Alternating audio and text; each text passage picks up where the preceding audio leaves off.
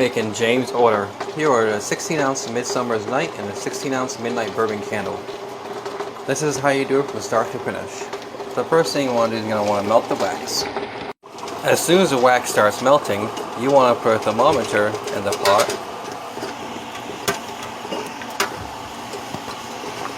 And wait till this wax gets to 185 before you take it off. As soon as the wax hits 185, I'm going to put a fragrance oil in. I usually do 1 spoon of coconut oil. That gives me the smooth tops. So I'll put that in there. And then I'll go ahead and throw my fragrance oil in there.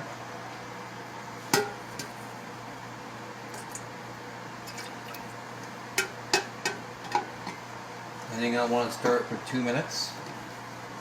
And then I'll show you how to pour.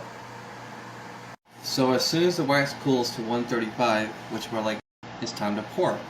So I made enough wax to pour a 16-ounce mason jar candle for James and a tea light sample. You want to pour nice and slow.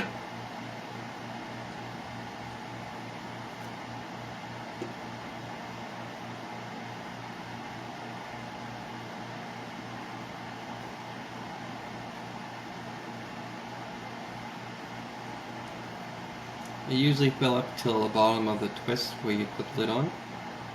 That's the fill line usually. And I'm going to pour my tea light.